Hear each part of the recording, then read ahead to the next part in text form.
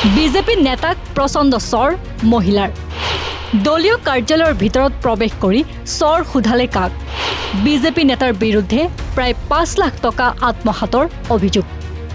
উত্তৰ প্ৰদেশৰ মহাৰাজগঞ্জ জিলাত বিজেপিৰ এক অনুষ্ঠানত হঠাৎ সৃষ্টি হয় এক চাঞ্চল্যকৰ পৰিস্থিতিৰ বুধবাৰে এখন সম্বৰ্ধনা সভাৰ মাজতে এগৰাকী মহিলাই কাৰ্যালয়ত প্ৰৱেশ কৰি দলীয় নেতাৰ বিৰুদ্ধে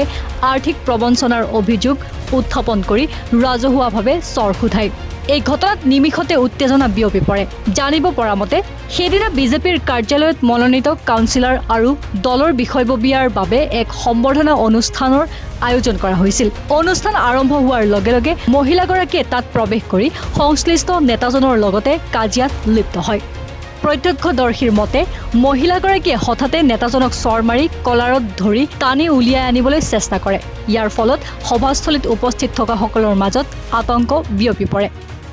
মহিলাগৰাকীয়ে LIC ডিপজিটৰ নামত নেতাগৰাকীক প্ৰায় 4.5 লাখ টকা গতাই দিয়াৰ অভিযোগ উত্থাপন কৰে কিন্তু জমা নকৰাকৈ সেই ধন আত্মসাৎ কৰা বুলি তেওঁ দাবী কৰে মহিলাগৰাকীয়ে দীৰ্ঘদিন ধৰি টকা ঘূৰাই দিবলৈ দাবী জনাই আহিছিল সেইদিনা পুত্ৰৰ সৈতে পুনে কাৰ্যালয়লৈ গৈ প্ৰতিবাদ জনায় পৰিস্থিতি সোনকালে উত্তপ্ত হৈ পৰে কাজিয়া গৈ হতাহতিত পৰিণত হয় আনকি চেণ্ডেলেৰে প্ৰহাৰ কৰাৰ অভিযোগো উত্থাপন হৈছে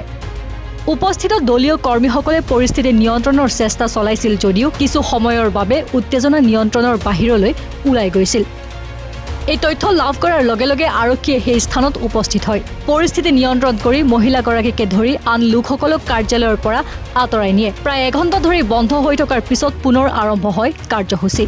এই ঘটনা মূলতঃ আৰ্থিক লেনদেনক লৈ ব্যক্তিগত বিবাদ আছিল বুলি দলটোৱে জনাইছে প্ৰাক্তন জিলা সভাপতি সমীৰ ত্ৰিপাঠীয়ে কয় এই বিষয়টো আগতে জনোৱা হলে এনে পৰিস্থিতিৰ পৰা হাত সাৰিব পৰা গলহেতেন দুয়োটা পক্ষ দলৰ সৈতে জড়িত শীঘ্ৰে সমাধানৰ বাবে প্ৰচেষ্টা চলোৱা হ'ব ইপিনে সমগ্ৰ ঘটনাৰ এটা ভিডিঅ' ছ'চিয়েল মিডিয়াত ভাইৰেল হৈ পৰিছে